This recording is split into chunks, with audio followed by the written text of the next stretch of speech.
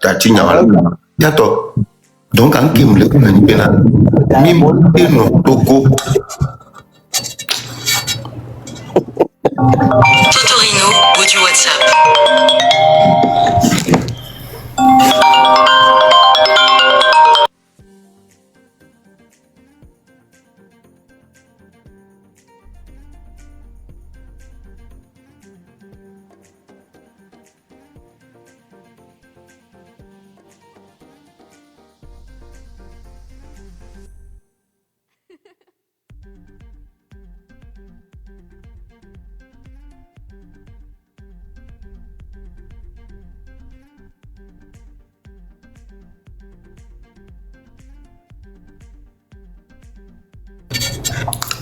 Miato. Donc Milan mi le po nkele jo. Donc Nigeria vie parce que y a débat au bo Bovan abe y a débat au bo yo ve on noir pas débat au conseil bi y togolo le bébé mora ni version Nigeria bi nya mbe ameno na débat au ba ho mi ka son information a débat e conseil bi ni son Nigeria vie be togolo tonton mdoto.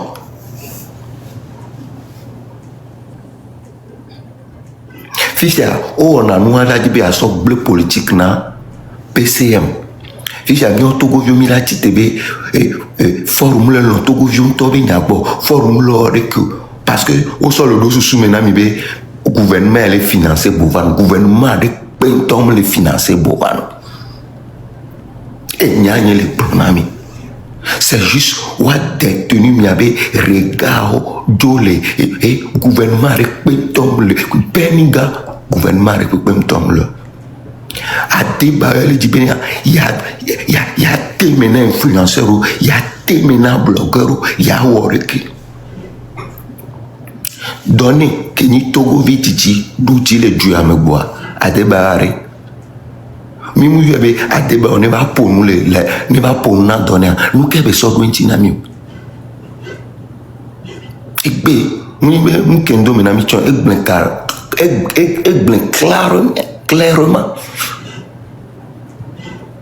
wa et moi que mi yebe ne va bon egbe me e ye va ho me wa da ho me nkume ne kona mi la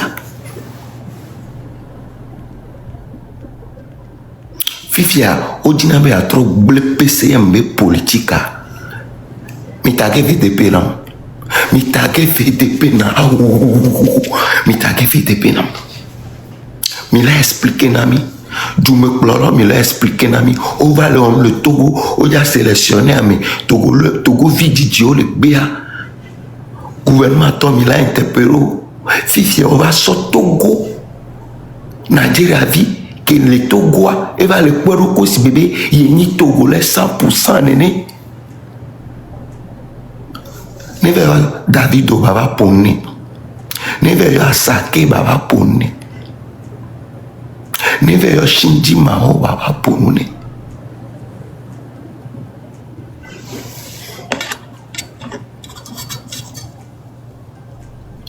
Moi le normal ore. Mule normal ore. Mi Antonio ave Jumea. Nyao Erishata alonkolo yoma. Mi Antonio ave Jumea.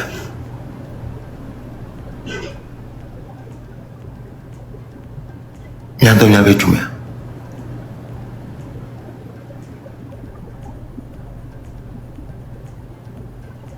Omile Nyam dévancé mi viré à pana population. Bewo et on le va. Ou le son. J'ai mis les têtes pas affichées.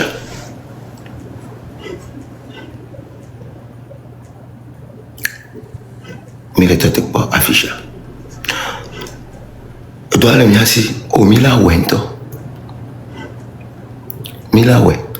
Donc, mi le tete pom et Togo vididi au soir mi mama mi na bo ok et l'on me ya ni qui vient ni Nigeria vie o dit le Togo quoi Et va y avoir comme il y avait drapeau. Tassi. Beningue. I wait. I'm wait. Le wait. Me le torte pour moi. And you wait. I'm wait. Voilà.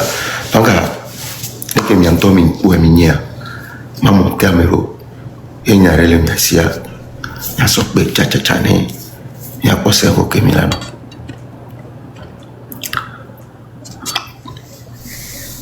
Nitacha vile kufinema ya java no paga ebe gama yani mbolu paga ebe gama.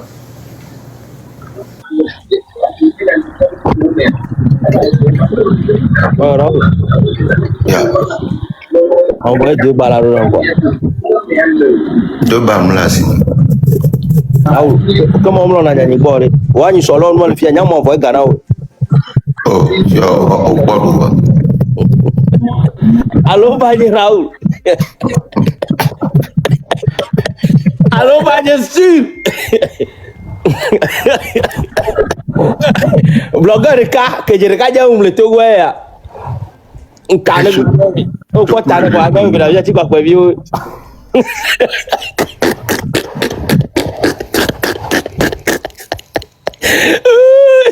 Et là le blanc.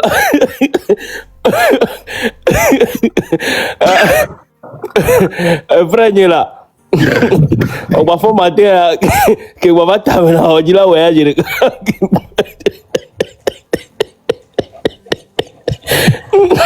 Allô bye.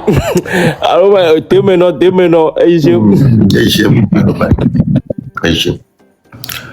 Allô?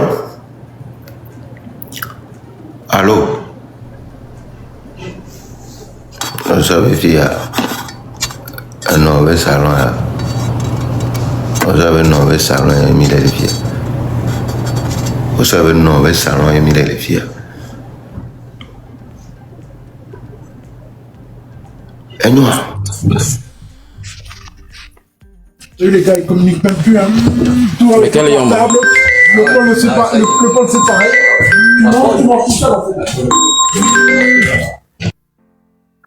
Mais pour le voter la mémoire, mais on doit lève maintenant. Il y a le sujet sensible du. Il y a mianto mimte le miabo la home, mimte pla hue. Appartement même il y a. Mingba on doit famille bol photo gare ba be honlo. Mingba on doit kamenam. Il y a mini bol photo be honlo. International pour bol les Real, pour bol les Man City, pour bol les Tottenham. Il y a même télé, mi entend mi avec propre à home. Yo la do lève me colocateur ou là no dum pour no la côté. No come here to get. No come get here to get. Nya bumi aroko.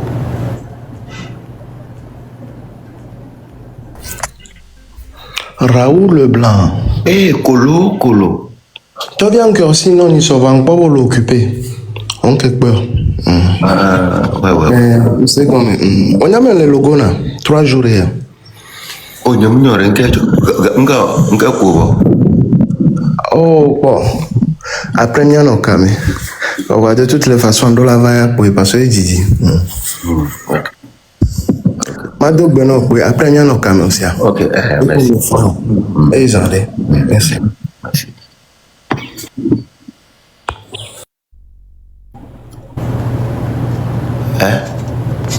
Elle est normale.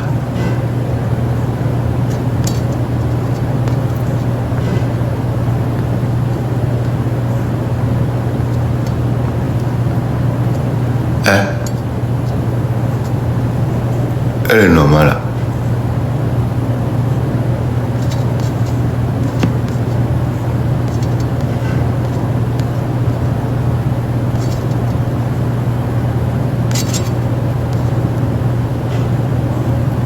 Donc, il y a un panier de Namivo. Il y a Mathieu. Mathieu, depuis qu'au soir, et il me va aller. na Togo to wanya zerka mlebula na Togo to le fi donc on donne et to que j'ai mis elle est normale donc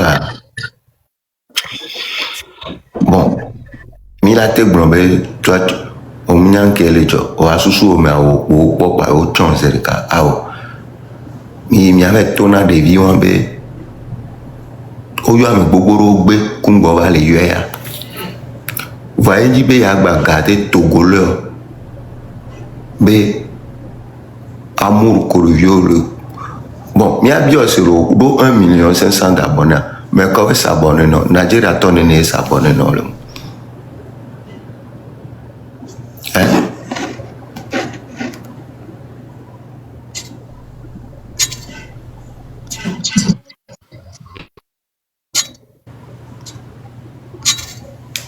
ouais, Mathieu. Bonjour là-haut. Bonjour là. Le foro. Encore, depuis qu'on fait ça. Les gars, ma pauvre, que nous on a annoncé. Que Toto Béa, tu vas pas me boire. Que tout. Au quoi Tovia Gbe. Au quoi Laura. C'est bien. Laura Gbe. Laura encore, Laura Bazooka. Ah oh, Laura. Nora, elle on a commis dit là, on va mettre page action. Ok, donc on va même être un béa. Pourquoi Jojo Gbe. C'est bien, elle va même né. Tu on va ça. Le vidéo de Rachad, Nigeria Vibeni, Fitia, Odi le Togo allo et les pages d'Intocha est valorisé Nigeria Kungwe. Nigeria be drapeau boy so Togo tonto tan so va ficha ke ya te ba o ke bovani ya te ba o boa ye mo le to ate ba to ne be ne so Nigeria via allez ba pomo ye o de radio nto yokuba dirakpa ate ba conseiller be na ne so Nigeria via be Togo no wa tan go to do me c'est ça. Yo, deba un pomo. Na deba on ne deba un pomo birka. Un pomo birka. Yo. Deba un pomo. Mathieu, pour que les gens valorisent Nigeria comme ça, minto chaval. Yo. Mais qu'est-ce que c'est yo? Ya m'te sûr. Nyam je suis fifiwe que nya chami le nya be no usurpation de nationalité. Yo. Adeba un pomo.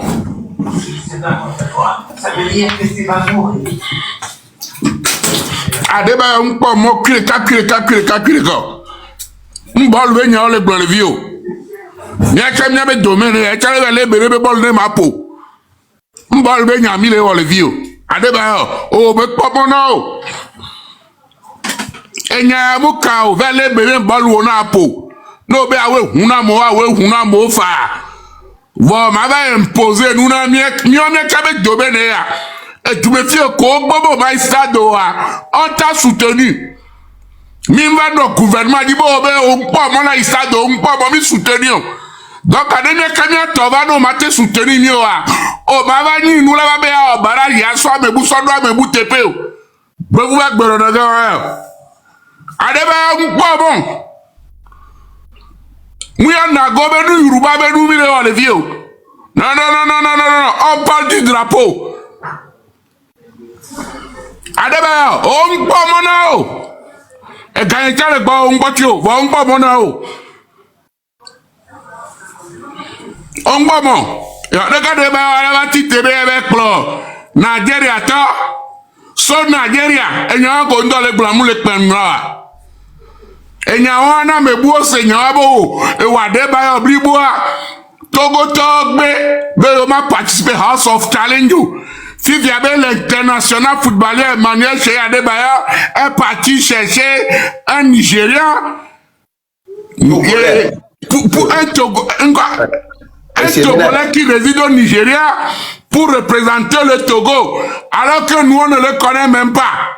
Nye me deshio, Raoul Leblanc me deshio, Togbewi Pese me deshio, Zagabambo me deshio, Demi me deshio, commentateur me deshio, spectateur me deshio, même Gogoli à Gogota me deshio.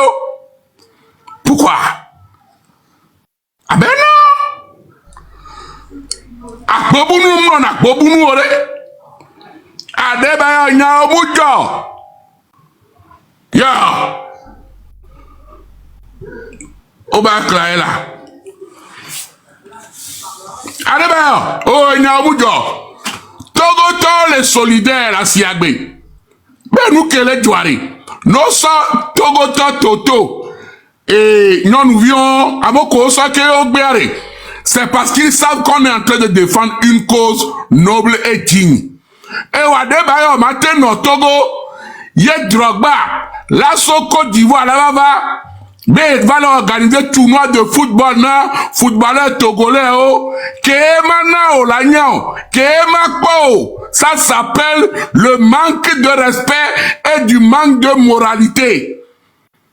Adebayo matin no Togo badi joueur international planétaire pour le Togo. Yé joueur boula so duboume. Là-bas avant au football benou que introverti te quoi. L'exploit de viol comme là dit de viol club homme. Mais les organiser tournoi togolais non. Yé mia o mila do fille mi ma soutenu o. Mila gbe bon de kaba. Plus 228. Wa Adebayo daba so be ba daba pankomio ya ye daba o traite ben no da mi agbo marina o. Je ne suis pas d'accord avec toi, Adebayo. Allô? On parle. Congo là, c'est un gars.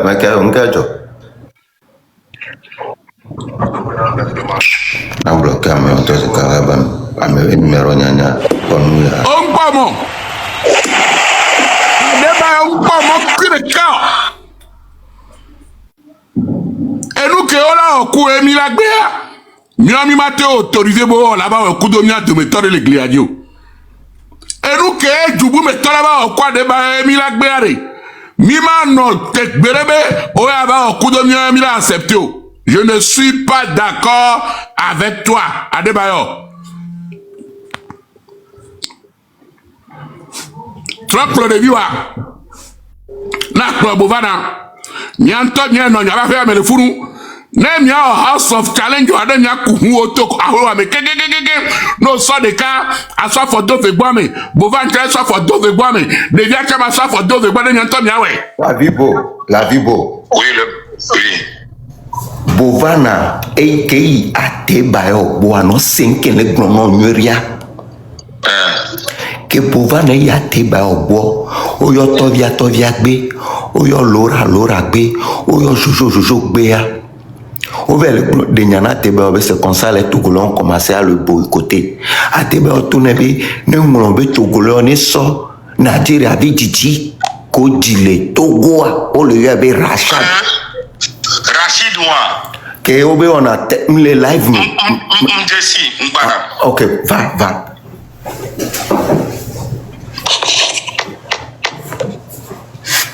Adebayo o tibe ya o le dibe association blogueur obe pro Nigeria jami ja pom kele jajo nko Adebayo ko so fortune ware amena mam kuraman amena Adebayo dogbera pokado le funula amena o dogbera pokado bova la loga o sojo o dogbera pokado adisira dem Togo tobe kado yo ku bova mi do te gbo be apoa na pio bova la dollar wo tu vas mourir affamé chien gringaleux yo la sojo.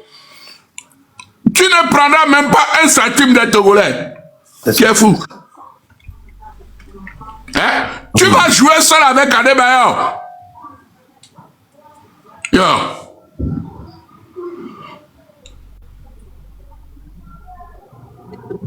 C'est normal, ouais. Ah, au pas si ça, Adebayo be awa.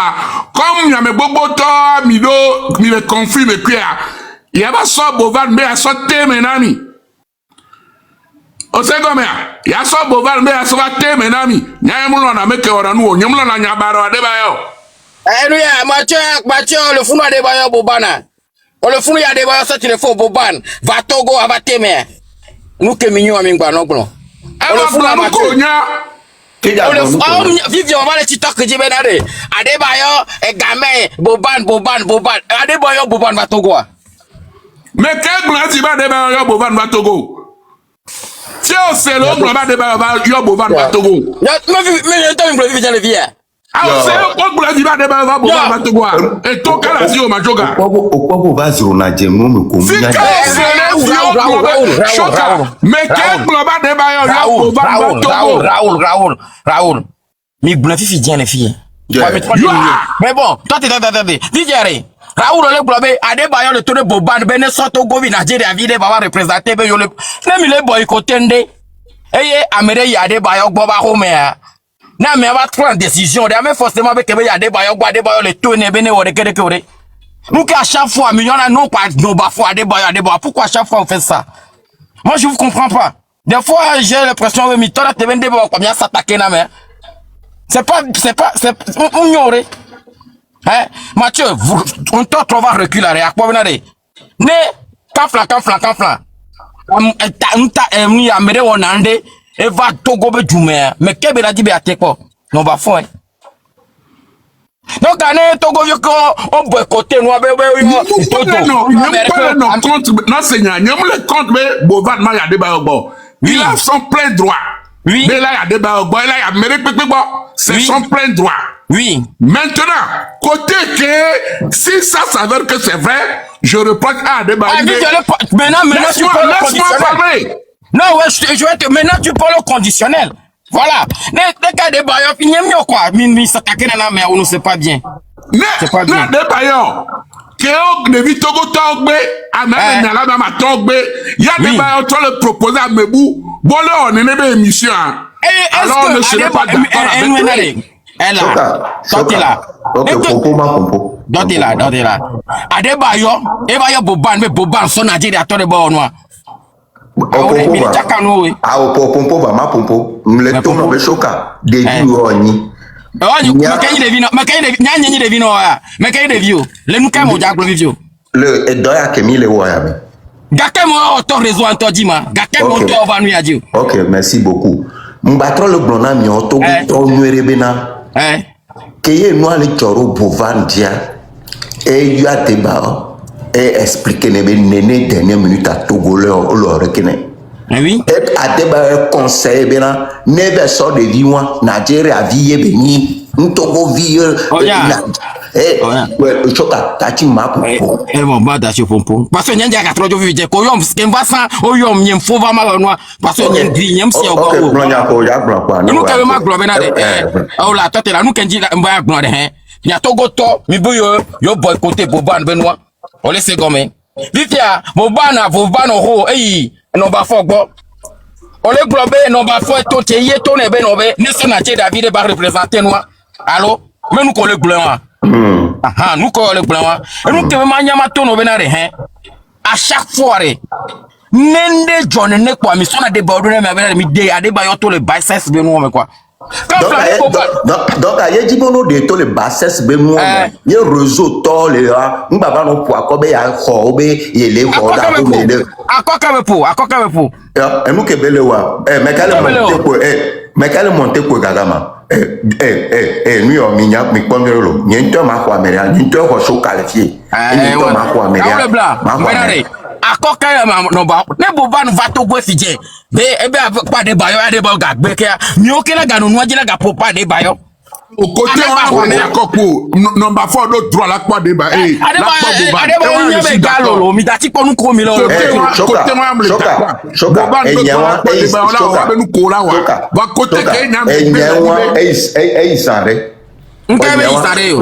parce que benare nous que nyam mbale bro ma te détourner nyam détourner oh ya enu ya o chakana mame o ya si bebe o nkechu tate comme nous ko na kudo nous ko lo keke wona le noja amere pe nyan ba ku kore me no ko be ngide kede ko dem possible re ne Boban yen to vale wa be nu kede ame ona ware ne be va be nkechi be vale wale Togoro parce que on le blombe nyam poser question on le blombe no be ameke dudia e be jume be wonele be jano wale Togo to Doudji. Maintenant, on les blancs ça. Choka. Raoul Mbarama Glonyarena Choka. Choka, bonjour de Kéma. Kere. Ouais, nos blancs non est au blâme parce que bien avant de donner à Deborah et Doudji le 1, mais Camerounais Doudji bébé ou le Cameroun. On le sait mais Sénégalais Doudji bébé ou le Sénégal. Tu viens de Choka. Nya Kendagno c'est très simple. Number 4 quelqu'un me défend nya menye beni. On le sait oui. Il n'y a pas de preuve de que bébé number 4 blambé qui a lobo ne soit meilleur. Wa Choka et du ya me nya quelqu'un me no emi le blambé number 4 au de la soit fédération.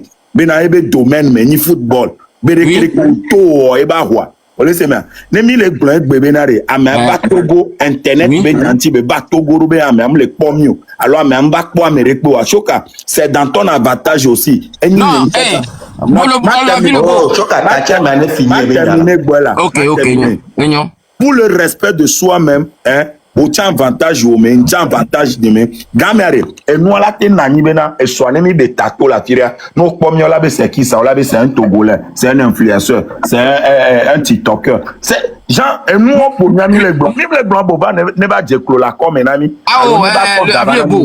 la vie beau oui nya personnellement nous que boba nous on a nya yin pona côté on ne mi va le blanc fait match pour alors à Togo to côté parce que moi nyambe me intérêt le menanya kaka le na Togo vieux les autres filles y a rien intéressant dans le noir mais le fou on laisse gommer ne nyama global menire ne veut que nyanu kem le dima glon benare hein Adebayo egbe eso ntone bovan beneve so amede alors de kereke ko Raoul Blanc globé PCM et de kereke division Raoul Blanc il faut arrêter ça tout de suite il faut arrêter ça Mathieu notre vérité là comme il avec Raoul Blanc nya ndo j'ai rien contre toi mais on a camé mais on a nous mais on y avait peu nous le d'Ivoire pourquoi à chaque fois tu veux s'attaquer à Adebayo pourquoi tu fais ça?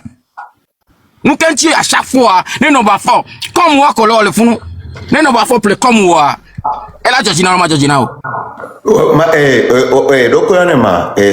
Choka ma Glonyare non quand ton projet a dit oui j'ai appelé tout le monde j'ai appelé mon nomba fort on le sait quand même oui j'ai appelé nomba fort Oyoma Gare la siwa le bio Nyemi chubino gare la siema ameko yo no do gaumia ameko le yo le flo no go do gaumia oh Choka on a deux Choka vous demandez Mathieu gare la siema comme nyama te plus comme 30 €, 50 €, 100 €, alors 100 000 francs 200 000 là et nous que mi wa mu comme plebe nous que mi ya sorte événement dia Togolais o choka yemi so do emi am so lo événement. Alors on Eko yona mo en live direct Oyoma live Oyoma Mbedam o le bio nous voka ngba Fifio la US Mathieu MFA merci mon cœur moi bisous mbenare MFA me fa ngba no do me ya be lève moi me ya ame barabara ngba no do be lève moi on y va Mathieu oui Mathieu Raoul Blanc de Mathieu so téléphone fibele yo amega sunu amega ka yo amega haba me nyito wa ole se gome Mathieu no ko ti haba me orola bu ame ya dunu vivi no le bu amo Mathieu dunu vivi o et tale mlantore me ka to no ba ploto me nyito no ba ploto ve plota me nyito na wa bon revenons à nos sujets dale nyamle yu gwa me yo te ga Choka merci ciao t'as pris deux c'est tout t'es dans la Bible, Nyam travaille à dit, mais effectivement, Adebayo, Mathieu, je ne suis pas d'accord avec lui. Mathieu, s'il te plaît, ne cherchez pas loin. Que miomi le béa Adebayo, vers quoi soit le monde comme avec. Fidiayo baba le glonyana miamia baba no glombe si ça ver. Pourquoi mi balé en Raoul Enya collègue blare nyanye mpole gbe nyaolo mais nyam le blanc jusqu'à présent bena OK monsieur be analyse ye wa ole wewa ole se me alo ma analyse o enya soka ka hwe amenam bo e o proposition ani Mathieu, Rachida. Si c'est le cas, on attend. On va voir. Ne Rachid Tova, on va voir comment on va gérer. Ne Rachid Tova, on va gérer ça.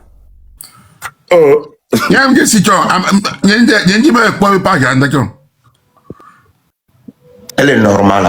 Nyo Togolo, Toviakbe, Lorakbe, Choujoukbe, Rachid, Osebe Yenya, mais tu tout bas courage. Ouais, parce que Kafla, la vie pour Blognare Fia, Adebayo, et Nyayele, you know. Et tu me fies, et Weni, Togobe football, ben nous, va Kemi Pove, son soja, Kenyi armée là, notre datou, Jojo les militaires, coup de gendarmerie, benya, Bobé Aba au football, benya, va, soja, toi, Moudwa Gelekan, po. Nya pata Togo Toki Kemi Tite, bibe, oh, mon, et Weni bolube amega, et Weni bolube technique, et Weni bolube nkuru. O matin o bolube nous le Togo bani yo makpo, yo labo au mundo droit là il terrain. On s'est battu pour toi. Je me suis fait des ennemis pour toi. Les gens m'ont insulté pour toi. Le gouvernement veut même m'envoyer en prison pour toi. C'est la même chose. Benari, Togo be blogueur, Chomato no Togo bani yo labo no kwa mebuo, que on m'a constaté, Togo be blogueur ou. C'est la même chose. Des faits, des mi wonu, des sonti. Mi wonu des sonti. Amé les bien les commentaires, ben vous êtes au Togo. Si on n'est pas au Togo ou on est à l'étranger, pourquoi tu viens rester dans le live ici? Espèce d'idiot. Rachad, au lieu de dire Rachad, alors, il a un test de fidélité.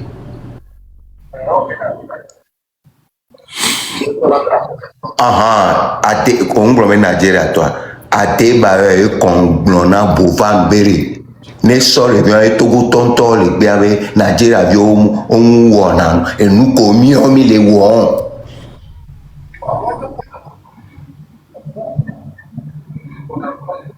On plaisir.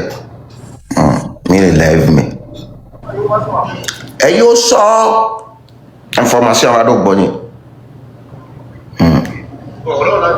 Mi le lève mais Mathieu mime le c'est pas normal. On m'a été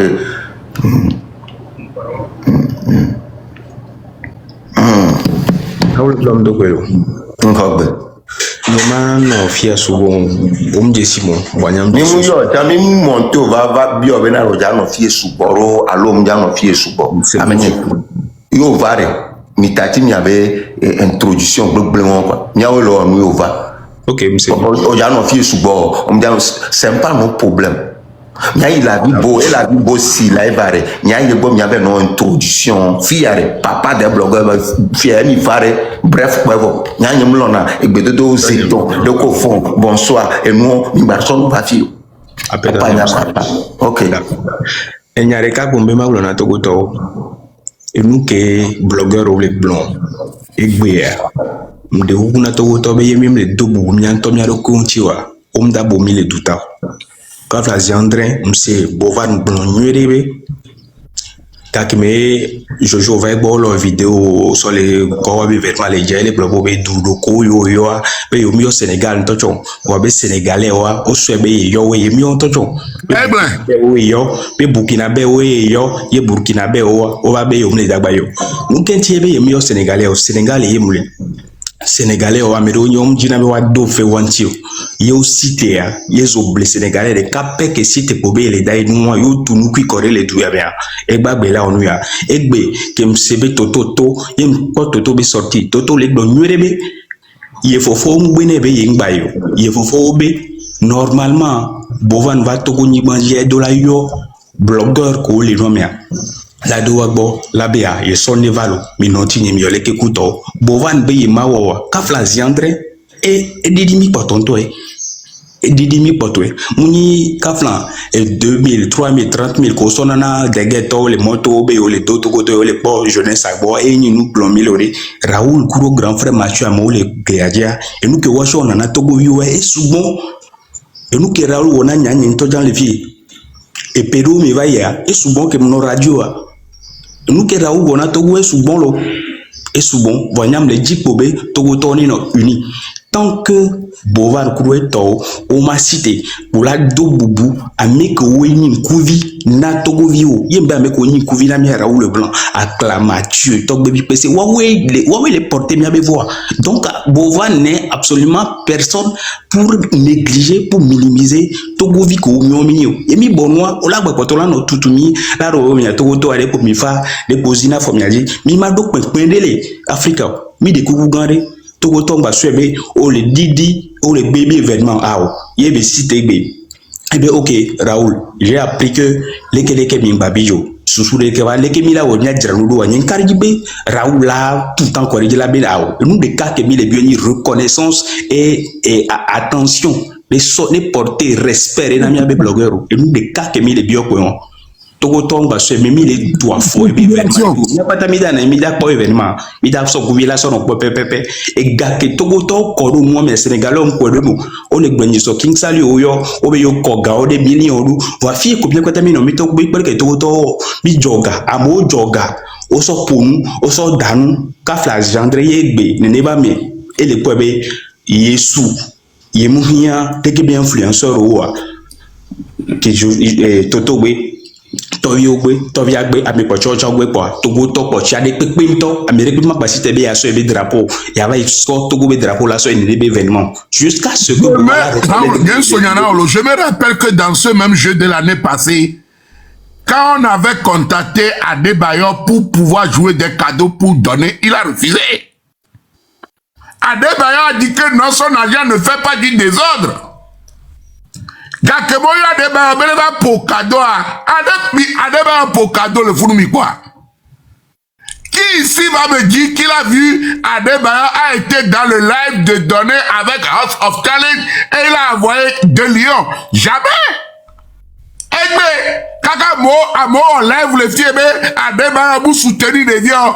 Ye nyam bem le d'accord ba Adebayor mu ko mo la pour cadeau re ebe nyadwe.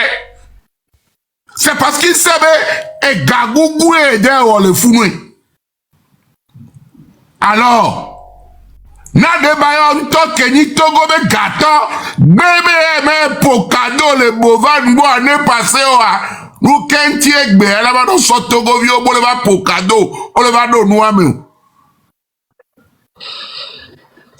Soyons logiques et intelligents. Adebayor a refusé de jouer cadeau pour Bovan.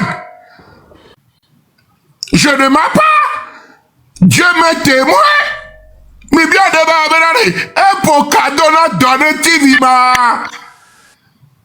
Ce sont les mêmes blogueurs qui ont refusé aujourd'hui de participer. Les Tovia qui ont été dans les marchés de Vaughan, à Fagna, Tablibo, à Gouin, pour cotiser des sous, 100 francs, 25 francs, 50 francs, chez nos pauvres mamans dans le grand marché pour donner à Bovan. Si aujourd'hui Tovia, qui a collecté des fonds, refuse de participer, c'est parce qu'elle en sait quelque chose. Si Raoul Leblanc, qui a motivé des gens à cotiser des millions et des millions et des millions, dit non, c'est parce que eux, ils ont vu le fond au plus bas fond du casserole. Ce qui se passe, ils le savent. Ame okeke legbeari, wonotu, wawe supporter. Nous ne sommes pas des cons. Faut pas que Bovan nous manque de respect. Et il vient tenir des propos orgueilleux, hautains, impolis. Tu ne peux pas venir dans le pays de quelqu'un ou dans un village sans concerter. Alors le Koyorenoma, les chefs du village ou Chami du village est venu faire des actes dans le village sur les concertations. Non. On n'a pas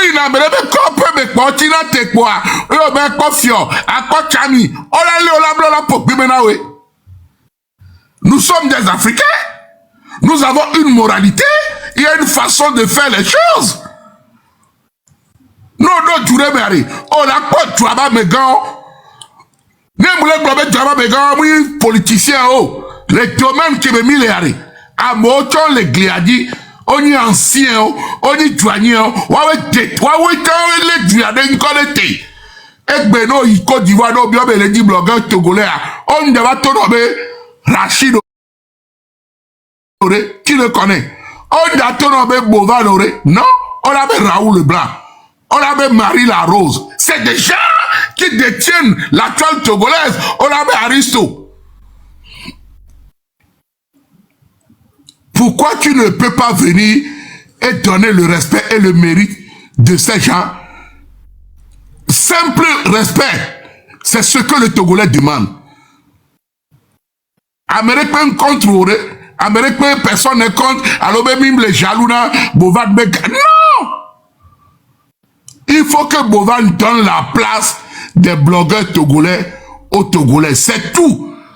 S'il était même intelligent, Nenyam le TPA, il allait même sortir pour dire, ah ben frère Togolais, je suis vraiment désolé. Je pense que je me suis mal comporté.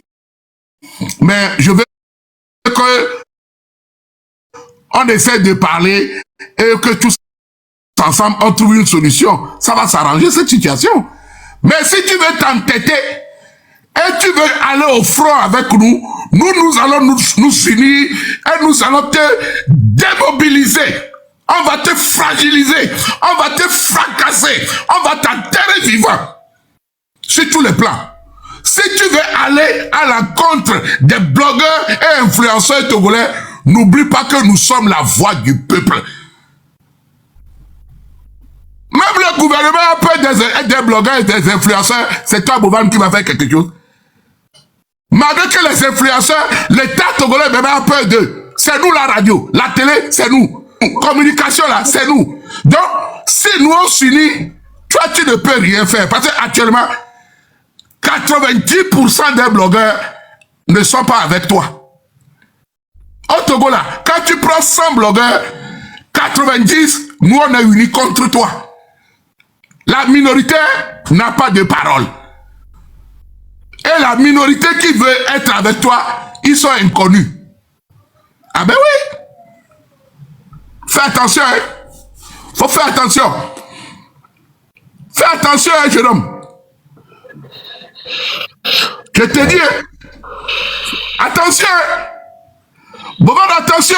Faut pas jouer avec nous, hein. Et ça n'a pas qu'un beau, hein. Tu es un aventurier. Faut pas venir nous avons déjà nos blessures. Faut pas venir remettre le couteau dans la plaie pour que toi, on va te manger tout cru, hein. Faut faire attention. Je te dis, hein, attention. Attention à toi, hein. Idiote. Bonjour Raoul Leblanc. Bonjour. Bonjour. Oui. Et bonjour tout le monde. Et c'est le sujet qui est là. Ça a commencé depuis. Et voilà. Ça te d'allumer. Quand tu ne respectes pas les gens qui sont la tête d'un pays par rapport à une situation, c'est compliqué. Même si tu viens quelque part que tu vois les gens, même si on dit c'est lui le petit, mais il est la tête de quelque chose, il faut le respecter. Raoul Leblanc, toi, tu fais rire le monde. C'est pas seulement le Togo, hein. Moi, ici, un Ivoirien, béninois. Tu fais rire le monde. Et quand les gens t'écoutent, ta voix porte tellement que personne ne sait. Et moi, le jour que j'ai attendu que tu as dit, Donne TV, n'a qu'à venir porter son image pour ton événement. Et il a refusé. Je te dis que j'ai les larmes aux yeux. Quand ton propre frère, tu l'as dit, viens me soutenir dans quelque chose. Et aujourd'hui, on sait qui est donné. Nous tous, on aime donner, mais on a aimé donner à côté de qui? C'est grâce à toi. Oh, faut donner. Et oh, faut Raoul Leblanc. Merci. Après Kaka, et puis tu balances les lions. Nous, on est contents. Au début, là, c'était avec que vous parlez. Ce n'est pas en français. Maintenant, voilà, ça allait en français. Zibot avait commencé. Les gens en train de parler. Et voilà maintenant, la chose est sortie.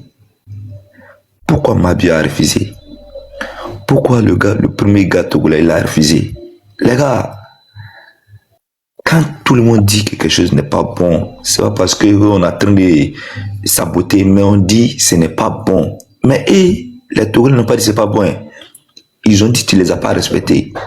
Jusqu'à maintenant, on n'a pas attendu qu'il t'a appelé. Voilà, maintenant tout le monde est en train de parler.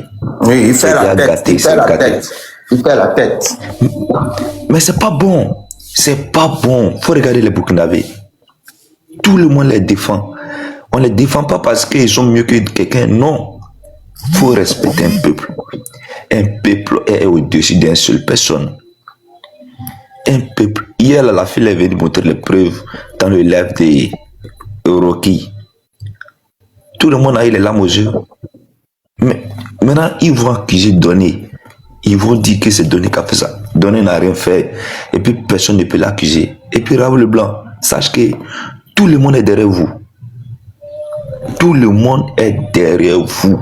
Les Ivoiriens, les Sénégalais, les Burkinabés, même toi-même tes frères togolais sont derrière toi.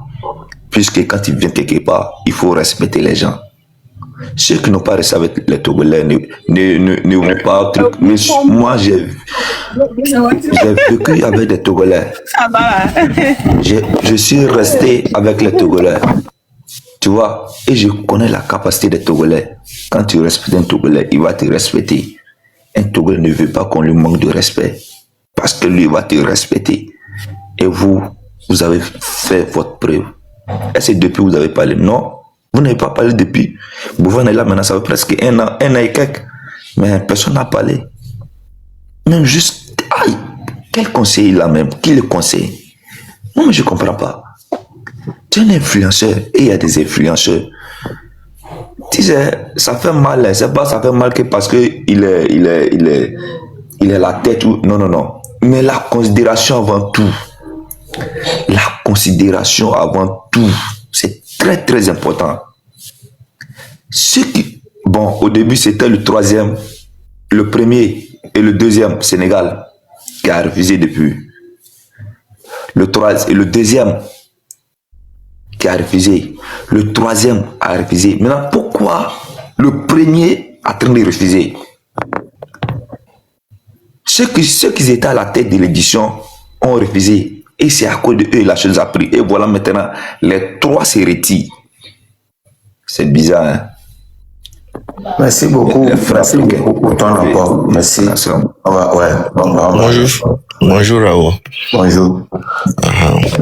Du coup, Kenya dit on va Togoto, je suis Raoul be de Kebelia. Quand kele jore wa ku number 4 don.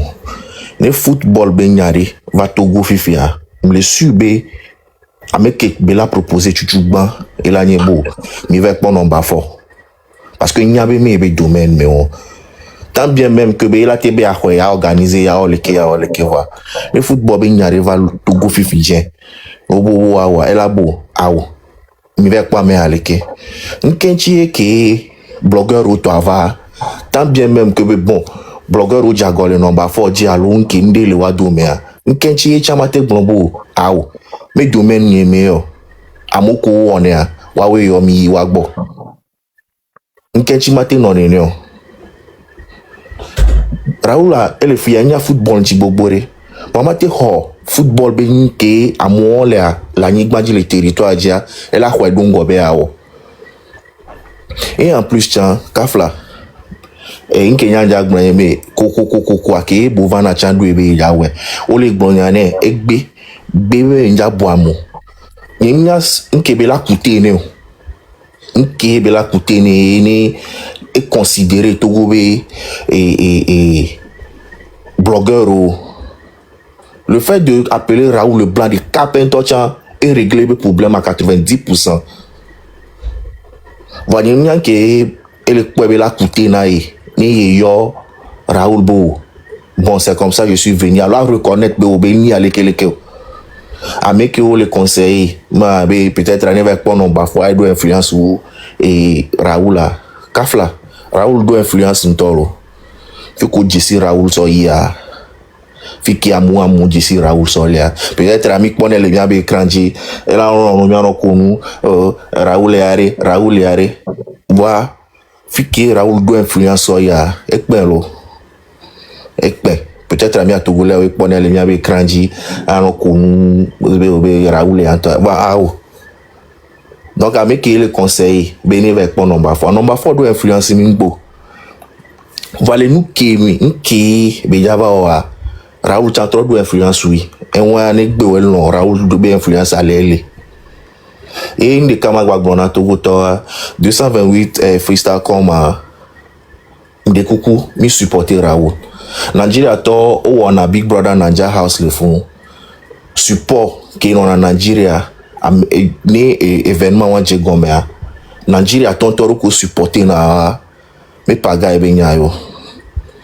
À moi organiser un événement lo abo jo mais support que non a wantia n'est pas gars benyayo. Donc Raoul Chan et sur Togo Tava. Moi je suis fier bena Togo viré Chan jebe événement gomé. Que bela ni nous bela non quoi. Et bien peut-être et gomé avec un petit nia support voilà, mi continue mi dans 5 ans mi a pon que la te non to somera. Merci beaucoup. Merci beaucoup. Mi continue dans 5 ans, 6 ans, 10 ans à venir. Merci. Merci beaucoup. Merci beaucoup, Florent. Ouais, allô? Quand Enyele Pompoa. Pompo. Bon, Kole Amilano, nous avons tout bamba ojibe et nous avons Pompoa. Monte Pompo fa après ma Pompo. Ok. Ok, bon. Bonjour Raoul. Le cofonamdo. Bonjour. Et Georginam be mateya o vabe ya défendre Togoto. Nya enyareka ke magbona Togoto ni benare Togoto de habami. De edubu me to va le baha Togoto wa lo va le baha Togoa Togo boye de fois les sous. Mais c'est que me le gbona komia. Nya Nigeria jimle voix de nyamu yi Togo mpole ke ausa to wona le Togo ezoblemi miao ko ni Togo to ko jile gbedia est-ce que ezoblemia miao enuke ausa to le wole miabe dumia nyemule enyakemle bula muni be sigbe hen be nyolo voix le ke Togo to nana étranger place doit est-ce que miao ko ni étranger le dugumia est-ce que edukememi là est-ce que on a mis opportunité nenia maman ngara na pose virement blondia nya ko gna fond. OK. Togo vire tite belewo et vote bende artiste la doit oui. Togo vite zero. Et soit artiste au deux mais que toi mon que ken leme. Amel o approché à débat dénigro le live mais en plein live. Et bien bouvan va tite o a débat que Togo on va pouvoir yemi le réclamer ben nous que beloa o khwe doa ho me so hune be so aho sonni trop tonne be ne be so Nigeria vi ne basova wonu aba Togo vi wonu lo mi Togo lo mi ngro na be mula emu ko wo be ati so la du o doa ho te tu lo be mu mi ngro be ma a même sollicité à débat en plein lève à débat Didi Amia et blanc be projet à débat Didi là Didi be ya ja wo mo wa na tete da ho me to ta tout va étranger va à débat o la ho me be o la blanc ba débat on ba le mia be net be mo e dina be ya wo be so d'avion togolais no wa so no ble PCM be politique on a nos fora étranger au Pobelona et be du vieux avec à te barel botum na moine à te blé fort be politique maman yinyaji enya tonto emile gomateya nke fike gobele so nya Togoto ole ke nya le nya no atila simi nya no Dakar funwa le corona to sénégalais le ko corona Togoto hein ni koke Togo odo nyak yoyana on nyale koyona Togoto wa hein bemela yoyona mi vodo vamiabe dumia ils sont accès à tout On a une opportunité au Yasiga Megbia, à Usato Wasiga, Keke, le Togovi aussi. Et y a tiens Cameroun. Cameroun, tiens la va Togo. La Wazipe la Naïndo Togo, la Togo Tom de droit la pour quoi. Yemia Fofo Kenyin à Debayor. La Wame, Djosodo à Rome. La so et Moussofi et la Baba Nanila non nargue Togo Towa. Hein? De Adebayor Dofi Kebedoua, c'est grâce aux Togolais. Hein? C'est grâce à Togolais. Adebayor Ninyabena de Fikebelia, Togo to Beni, Egbede Cameroun a peut-être Ebe Ganti, Ola Poissipene. Voidende Jodo Adebayor Tia, Togo to et la Fanvi. Bagné Wanyu de Benade, devions do droit. Que miabe influenceur et miabe blogueur au bébéna de Yom Dayoa, Adebayor mia fofom do droit de pipe. La tona de viwa benade ne Nigeria vie. Hein? Est-ce que miao kemi le wabe dunia mi do droit wa le wabe dunia mim do droit de même fille yo voden tocha opportunité tocha yo voedu opportunité hein Niger au glonabe les Nigériens nourrissent les Nigériens d'abord donc quand nous kentie togo to mi matin wonene do hein que to vio bia a débar do droit la trosoa me bune deviwa kele ya muleyi bovan be funu do togo to ben komolo le nyabena de Nigeria ben comme yeleyi mule de kukuna togo vi jiji de pepe mba pon le funu non togo vi jiji de pepe ndave pour même rose de ka mba ifunu de obe togo viole wonwa midola so asida asime Raoul be événement le funu yo le dibe one funu emi le dibe mia togo viole muni Cameroun non neve direbe douado ebe président le funu 80 ans wachan odo besoin so umia o kenyi togo to mia o kemi le fanvi Cameroun do besoin so u togolais o Mia Dias, c'est bon, c'est joli. Malgré bena de mila ya doudume, on est ifunu. Ndokusu le funu, ne yebe dume. Ne yebe dume, ne ve wahwana ebe doa. Miami le wahwana, miabe doye. C'est comme ça. Mi le gbedi voix, o jimi le gbedi voix, mi mdo droit, ndolia. Étranger mdo droit là où est le funu. Van kentier étranger la va Togo, la kwazipe la nani, la bano domiti Togo, la bano do funya Togo vio. C'est pas normal. C'est pas du tout normal. Raoul Akpeno. Mathieu Akpenami Kudomi avait combat Kemilewa. Akpenami. Ndo a Togo vide que Pemdo l'avait présenté le founo. Non, non. Merci beaucoup.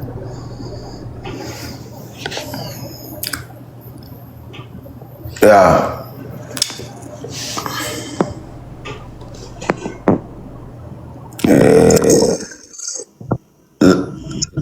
Là, Léon.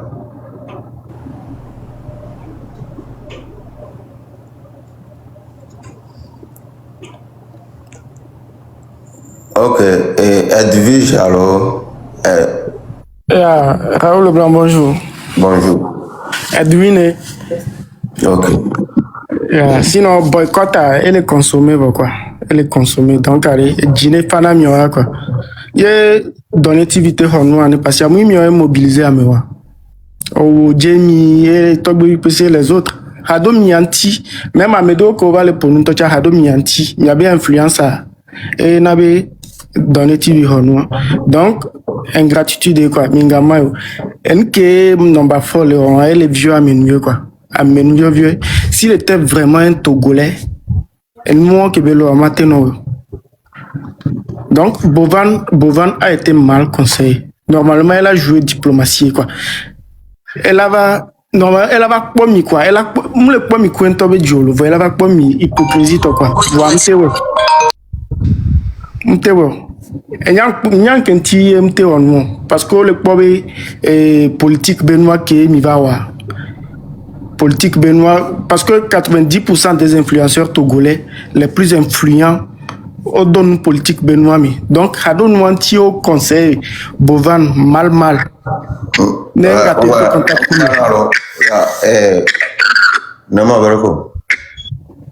Raoul Leblanc. Yeah.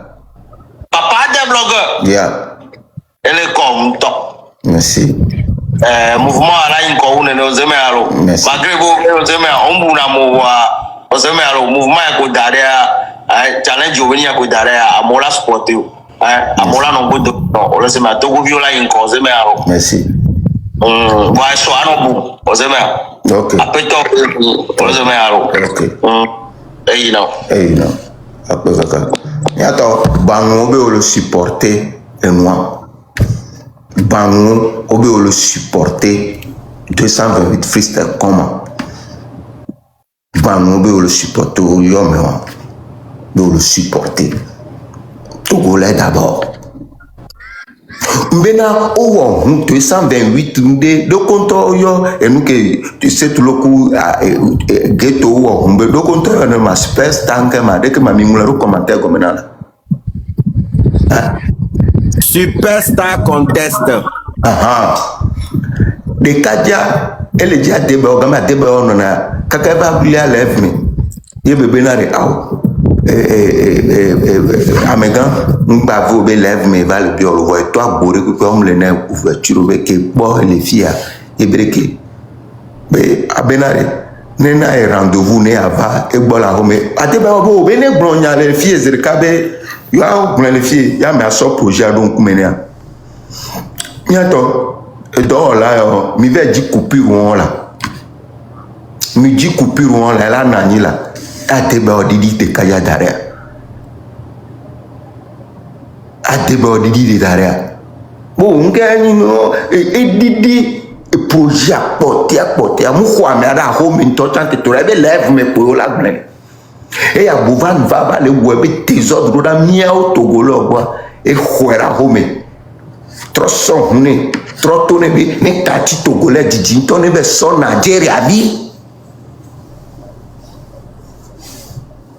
i kwa ngele jwa Togolais nyang baba panamivo c'est de ça qu'il s'agit.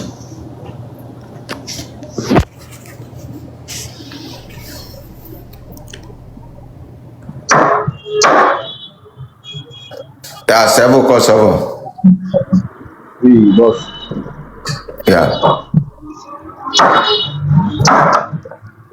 Bonjour. Bonjour. Amen. La capitale, nous avons lève moi. Pas que comment? Vers quand capitale, nous avons lève moi les filles. Hein?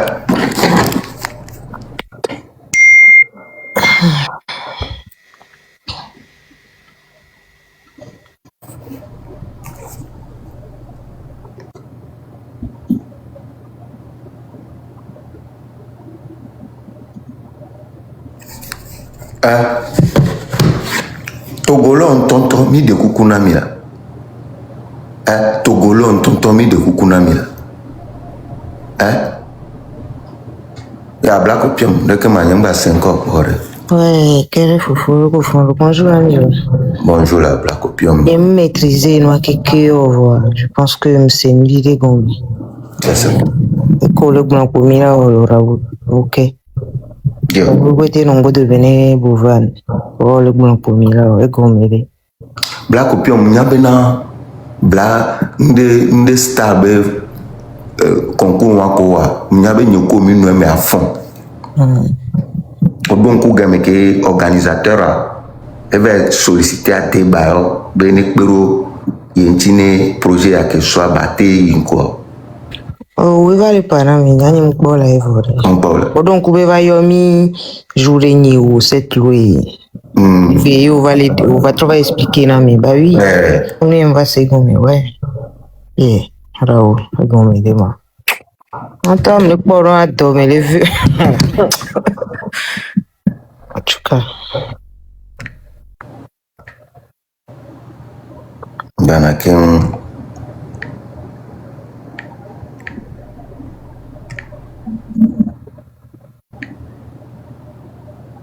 Oh, tu as un numéro de sinon ma UFI atomique.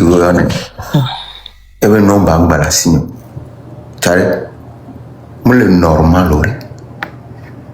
le normal, mi le revendiquer ou o trop quoi mais on sent on est trop tourné mais never son Nigeria vie alors que vous Tovia B Jojo B Nora B Toto B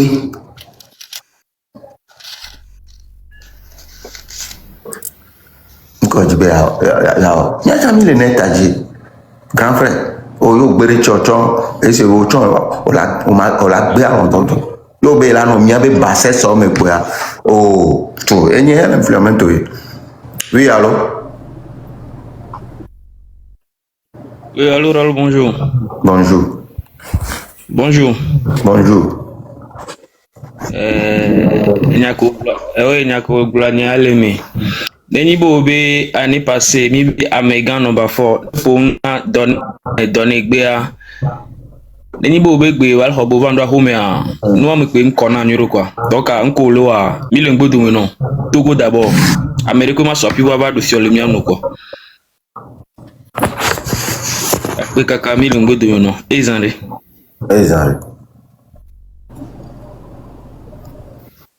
Togolo Raoul, ne nome batroko na mnyere ntwari. Nko lu reprochine Bovano. Ok, okpabe Bovana Dracopion.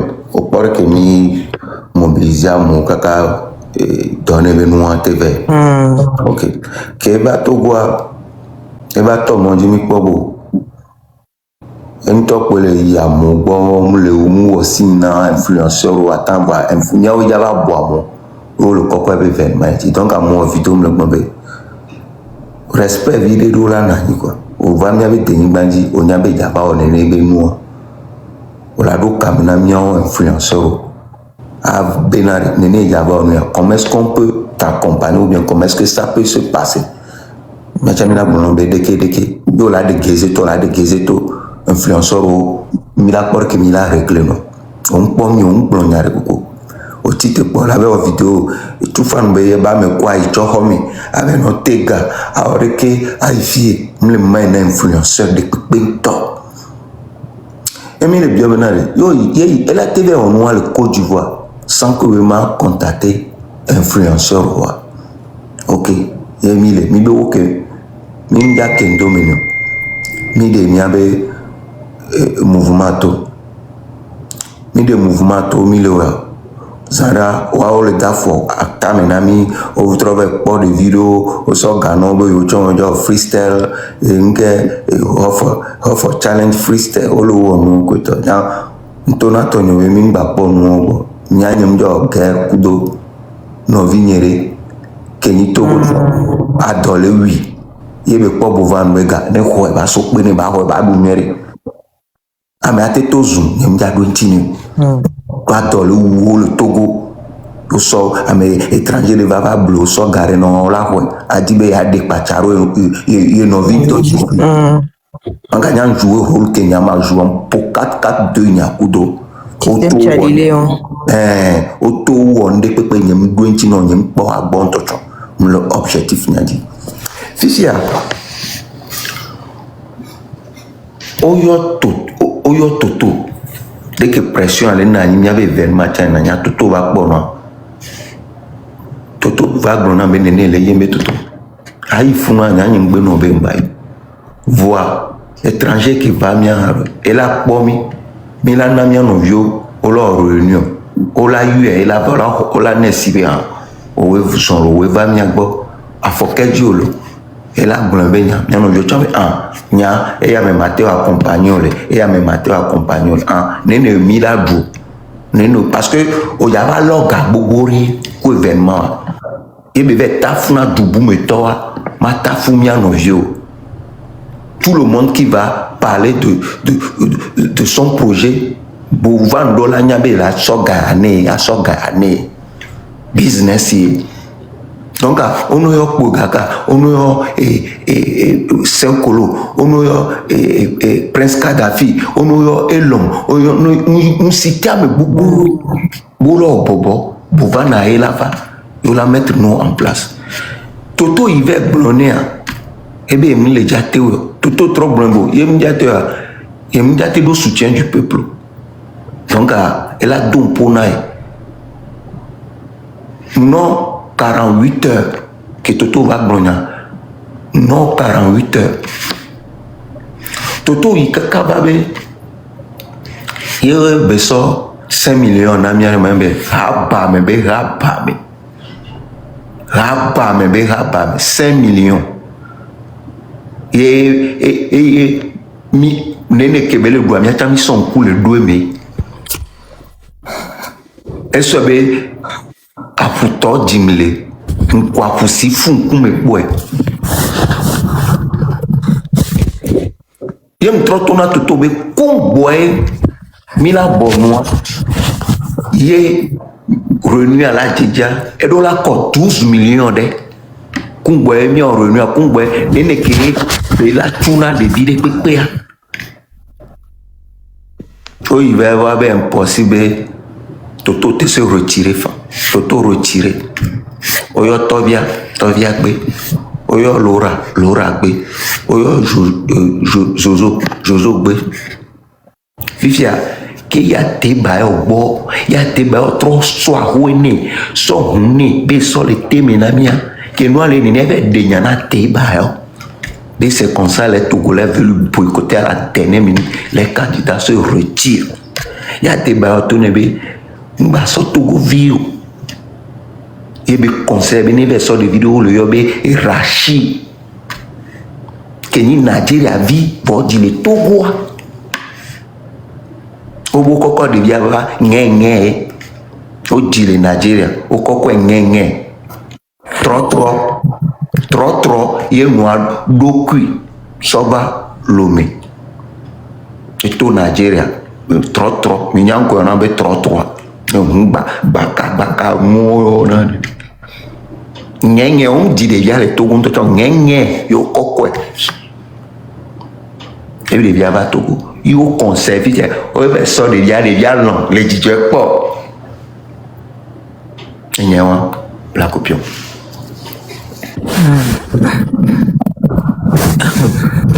via et oui j'ai ko po be mi la Raoul. Oh, mais le vieux ne va pas nous les miens quoi, mais les miens chami les mobiliser mia towe. Mais de 8 d'abord.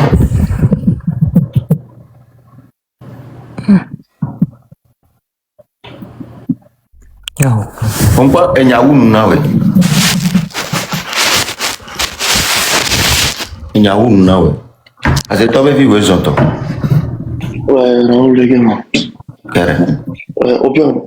Yeah, me. We don't get power. En fait, Raoul, m'ta pompo son moi me bien ton titre d'abord quand tu vois tu es qu'il est live mais qui atomique qui est présentation et projet et m'ya mon lobby détail ou en tout cas qui est là qui sort ou en comparaison même que les actuellement les pouvoirs de nous. On peut que bon en coué, on l'a apprécié, on a cerca. Oh, fait qu'on dit pour aller voir. Merci. Madame, non, si tu as pour la bénéfice, non, ma pour atomique à des des noirs et des tomates. Et en fait, au pire, il y a un peu de ah, événement, ben quoi, superstar à débat. Ok.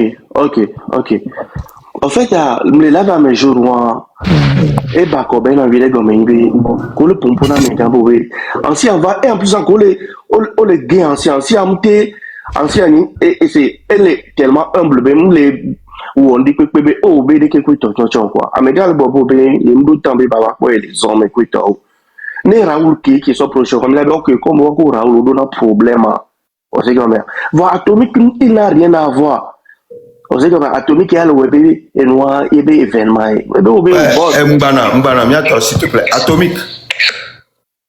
Allô? Atomique, Raoul Leblanc, hello. Oui, Raoul le cofonre. Mfonyere et muyo matin ya ke muyo ya mbabijo.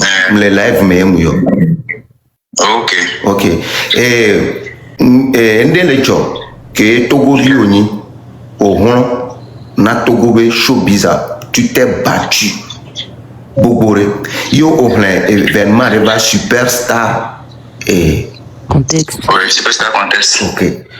Yo on va commis, mais nia poussé non, mi ouais mi avait mané fifi a me le don kubena on va solliciter à Teba au long que ya boy yo on te poye live mais on va dogouer tu te rappelles Mlonko dès que be yiro mi de kuku mi di ba na mi viré oh bon et moi kafla amenga homi adebara mi gwale kia to gbe beyin ise comme adebara po vision do qui nia après 2 ans il m'a laissé gommer.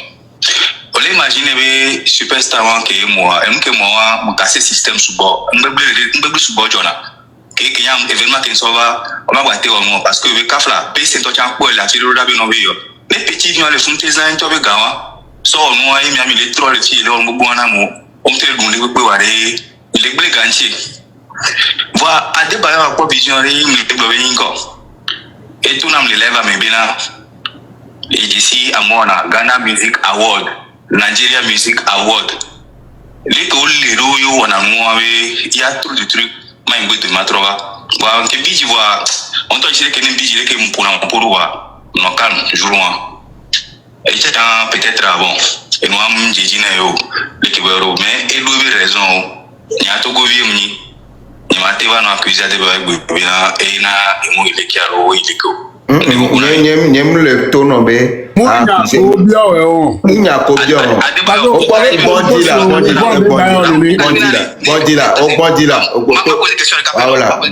Mimbio benare bonji. Le su benare l'événement yo que marché yemle au moins minimum 1 milliard. Munya kobia là. Oh la munya ke mi le bio benare. Ko va parce que là il va mi amola di fifio la ko. Mi le bio benare ko gogwa Adebayo are. Leke parce que là va le mi agbomi le bio. Que pour mi bio bena agbonbe po vision de ko bien benare awo mi ko bien be ya be gbo la ho me ya des projets à gomeni are de que be gbo non parce que mi mi pa be mi ya ba va gbo la ho alors effectivement ouais dans la vidéo les ko blane a egbezere ka be ya em ja te soutenir le moi même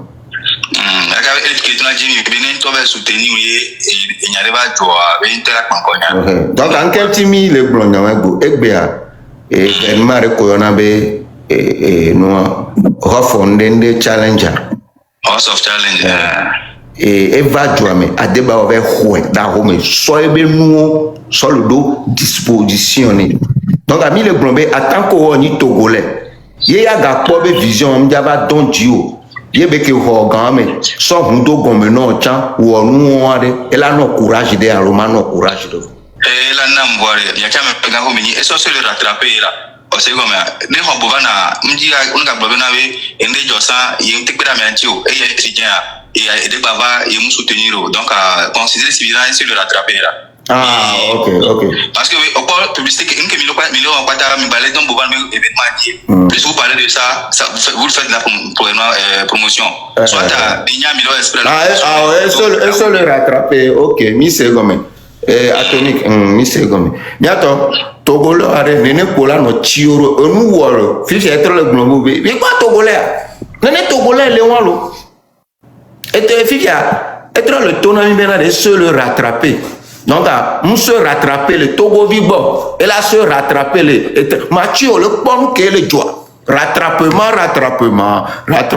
l'étranger rattrapement l'étranger kebe ba kwa kebe ton popo kwa mnyabe amo da traimie munje o bless Mathieu munje o kwa benare yo le do nous le Togo o jenali o la jaina nous popo faut laisser comme ça donc et a egbale SPP mi ele ele espérer bo Adebayo la te ba wene gabu me fan bien vaut les bac bon ma ça ko luko bon enyon ne o ala no azeta vi pompo nam donc Nkele là va me joindre c'est bien qu'il y a une table fifi général en fait là Nkele doit actuellement tant que vidéo avec le bobo là soit mes gars et à home nous que toi qui en fait après à dire que le quoi mes gars au solo Et nous, on s'en occupe, on dit, mais non, et quoi. Parce que, c'est, on m'y dit que les bien coups, quoi. Nous, va prendre, les pépins d'autres, et nous, qui est là, sur le tour, là, sur le tour, quoi. Donc, voilà. Donc, il y a pour les niveaux, voilà, il y a maintenant les filles, et bien, le Togo d'abord, il y avait frère au qui est le blanc, à monsieur les blancs. Elle a dit, il la support, quoi. Et bien, par exemple, le blanc peut s'en faire ça comme un carré.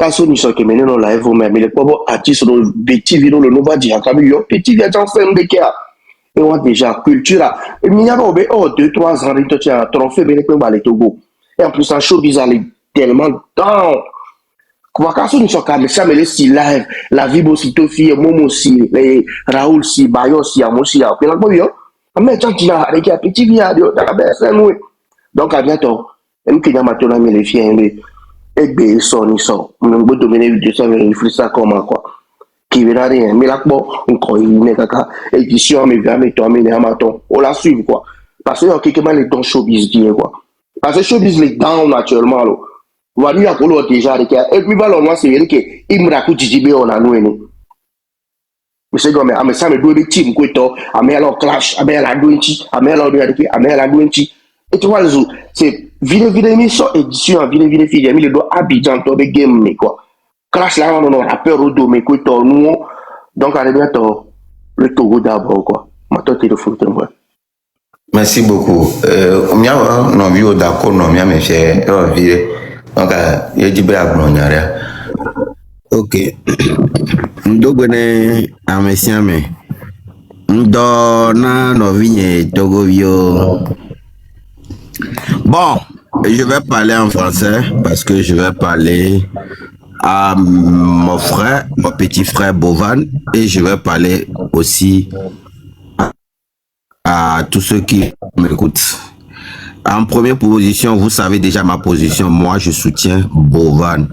C'est ma position et j'ai commencé à soutenir Bovan depuis l'année passée.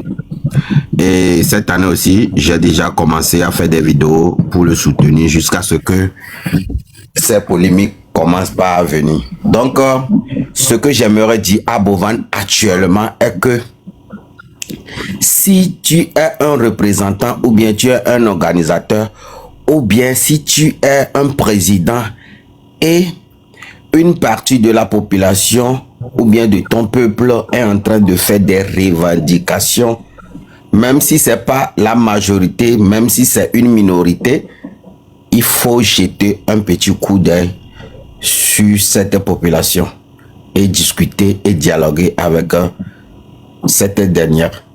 Donc, je sais que tu as aussi ta ligne éditoriale, tu as aussi ton projet, c'est-à-dire tu sais ce que tu dois faire, tu sais ce que tu ne dois pas faire. Mais je constate que l'objectif de Raoul Leblanc, c'est pas de te boycotter au fait. La vision de Raoul Leblanc est très claire. Il veut discuter avec toi. C'est ça sa revendication. Et derrière Raoul Leblanc, il y a beaucoup d'autres personnes qui sont encore derrière Raoul Leblanc. J'ai vu notre grande sœur Marie Larose aussi qui a allumé un live hier. Moi, pour le moment, je garde le silence parce que quand je vais commencer à parler, les gens vont dire que je suis corrompu, Bovan m'a donné l'argent, c'est pourquoi j'ai gardé le silence. Mais je ne peux jamais être contre Raoul Leblanc parce que il est l'un des leaders des réseaux sociaux. Si nous, aujourd'hui, on allume la caméra aujourd'hui, c'est grâce à Raoul Leblanc. Et beaucoup de personnes sont au courant de ça. Donc, Bovan, si tu écoutes ce live ou bien si un de tes staff est dans ce live, s'il y a une possibilité de parler avec les gens qui font des revendications, s'il y a une possibilité, bien sûr, n'hésite pas à discuter avec ces gens qui revendiquent certaines choses données. Donc, c'est ce que moi, j'aimerais dire à Bovan. Et ma position, elle est claire. Moi, je soutiens Bovan, mais il faut que Bovan aussi fasse débat. Il y a des bailleurs, Tony, encore une seule, il y a des Togovichons. À Tebayo, kebe yegwa débat over les tourner bi ngba ma ina togoleur do atovia gbe jojo gbe nora gbe si a débat tourner bi togoleur ni no le wa ben kele tuer le juya mer yebe tourner proposer Nigeria bine o koko nyenye mdo di le Togo tayo capitaine o di le Nigeria o koko nyenye so do baka va lo ame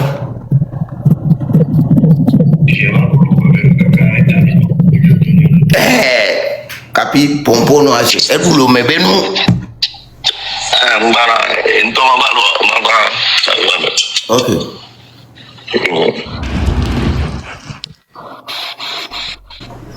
ni ese comme via capitaine là-bas. Bon, mon frère faut non venir d'accord que le propos. Ouais, donc c'est ce que je disais, qu'il y a s'il y a une possibilité que Bovan puisse jeter un coup d'œil pour pouvoir vous contacter, moi je serais vraiment ravi, malgré que je le soutiens, mais à la lui vont les choses maintenant. Je ne peux pas être devant pour pouvoir dire que de Bovan, je te défends maintenant parce que je vois que c'est un peu chaud de l'autre côté. Donc, la seule issue possible pour moi actuellement est que s'il y a une possibilité, il faut que Bovan essaye de dialoguer ou bien de discuter avec vous. Donc, voilà ma position. Comment l'appelle mon frère Odako? Et Amérique de Blonyare dans les messages à l'Eban en direct. Moi, je me suis juré de ne pas encore faire des palabres entre nous. Il y a un peu de Nigeria avec au soir, au webo nous souhaite, au vidéo, bon, je sais pas. Est-ce que au bon nous tatito? Ça c'est vrai. Ça c'est vrai, mais il faudrait que les gens sachent que j'ai pas dit à Bovan à Nimbos de prendre Brachad, mais j'ai déjà fait une vidéo parce que Brachad c'est quelqu'un que moi j'aime déjà. C'est un Togolais, c'est un Togolais. Moi je ne sais pas. Oui, c'est toi qui viens de m'informer. Mais moi je ne sais pas et je ne peux pas l'affirmer. Mais moi j'ai déjà fait une vidéo qui date de quelques jours et cette vidéo est à plus de 400 000 vues. Vous pouvez aller sur ma page et regarder cette vidéo. J'ai pas dit à Bovan en inbox que Bovan prend cette personne, jamais de la vie. Moi j'ai seulement suggéré à Bovan de prendre Brachad. C'est tout ce que moi j'ai fait. Je n'ai pas dit à Bovan de prendre Brachad. Non, je ne l'ai pas fait. Ok, Odako, bonjour. Et le peuple aussi est témoin. Okay. Bonjour mon frère Odako, comment tu vas? Oui, mon grand frère de valeur. Bon, je vais parler sur... Je vais parler sur deux choses. Déjà, la première proposition, j'ai fait quasi la même chose tout à l'heure en demandant à Bovan, c'est comme on lui tend la main. Et maintenant, c'est par rapport à lui que les choses vont se dérouler. Parce que le peuple togolais l'a déjà tendu la main, encore une dernière fois. Si Bovan veut que les choses aillent bien et que tout se déroule bien, il faut qu'il s'approche de Raoul Leblanc ou des autres blogueurs. Moi, je m'en fous personnellement. Parce que moi, ce que moi je défends, c'est le respect, la considération des blogueurs et influenceurs togolais. Mais je suis d'accord avec la proposition de Raoul Leblanc. Je suis d'accord avec Raoul Leblanc sur ce plan. Le Togo au Togolais avant tout. Bon. Seconde proposition concernant Kole Blombe et au live il suggéré et Rachid Néa. Pas été la seule personne. Il y a plusieurs personnes qui ont fait une vidéo pour suggérer Brachad. Et cette vidéo date de plusieurs jours. C'est normal. Mais dans ces plusieurs personnes, tu as la voix qui porte plus que eux tous. Donc, c'est normal que les Togolais ne vont pas considérer les propos des autres, mais toi, perso, les gens considéreront tes propos. Moi, je ne peux pas te donner tort ou raison. nous sommes dans la pleine démocratie. Tu as le droit de soutenir qui tu veux. Mais il y a une chose qu'on appelle le peuple. Peu importe qui on choisira pour aller à House of Challenge, vous devez savoir qu'il faut des gens pour mobiliser le peuple, pour sensibiliser. Et ces gens-là, c'est nous. Si vous avez votre candidat, mais vous n'avez pas de gens pour sensibiliser leurs abonnés, leurs donateurs, parce que Raoul a une très forte communauté. Donc, c'est forte communauté. Jamie, forte communauté. Hodako, forte communauté. Et les influenceurs qui ont refusé de participer, ils ont une très forte communauté. Si tous ces gens-là s'associent, même si Hodako décide de vous soutenir, il ne ferait pas le poids. Même s'il a une bonne volonté. Donc, il faut que Bovan, si tu ne fais pas marche arrière, est venu résoudre le problème avec les blogueurs, tu sortiras perdant. Les Togolais ne viendront pas donner des étoiles. Tu n'auras même pas des lions. Moustiques, même tu n'auras pas. Parce que la grande partie des Togolais aujourd'hui, Raoul, Marie Larose, Mathieu Nyasingbe, Zaga Bambou, Togbevi PC, et tous ces gens-là, ils ne sont pas de ton côté. Ils sont du côté du peuple.